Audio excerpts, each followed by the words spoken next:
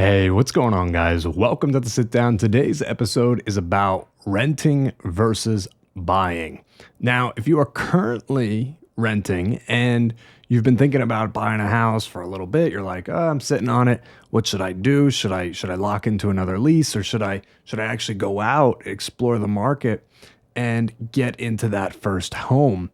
Now, every single person's situation is a little bit different, but ultimately, one of the things you have to take into consideration is when you are in that step where you want to expand, you want to grow a family, you want that yard, you want, to create your own space and your own, perception of reality. Like when you want to open up those horizons, that's when you need to start looking into buying a house.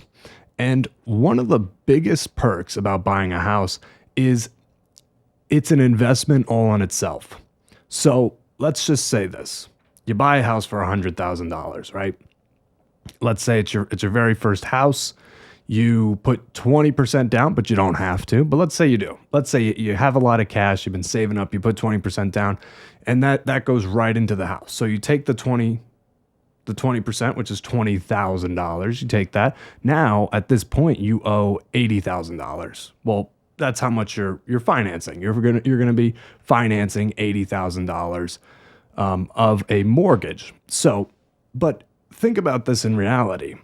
That $20,000 is sitting in the property. If you resold it, let's say for 110, that $20,000 is still in the property. All you're doing is you're parking your money into an asset, which is real estate.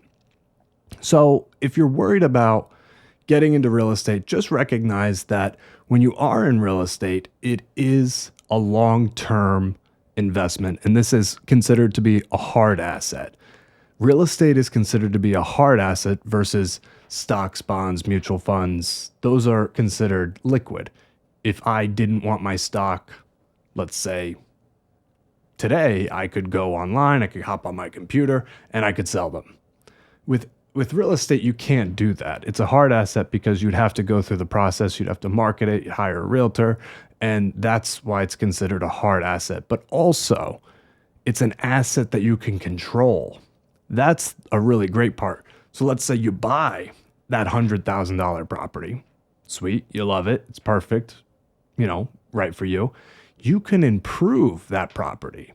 You can add a new kitchen. You can upgrade the living room. You can redo the outside. You could add a pool. You could do whatever you want. I mean, the sky is the limit.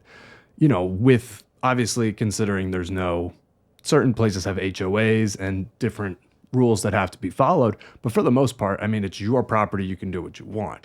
Granted, not every situation is the same, so I'm not going to blanket over that. But for the most part, whatever you want to do to the property, you can do.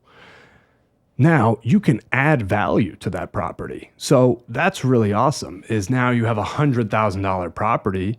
Over time, you owe 80,000, and over time you're going to owe less and less and less. But during the course of living there, you've made improvements. You've done, a new kitchen. You've, did this, you did that.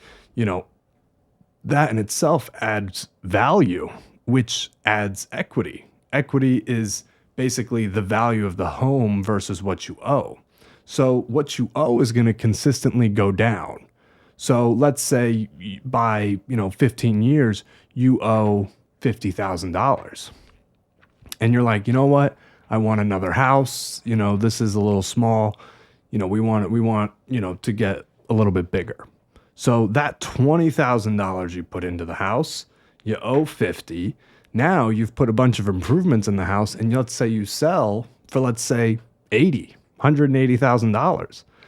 You are going to increase the amount of money overall. Your ROI on buying versus renting is astronomical, because renting doesn't get you anything. There's absolutely no, you don't get any money like you're in a negative ROI, because everything you put into an apartment, you will not get out of. So keep that in mind, is that there is no ROI for an apartment.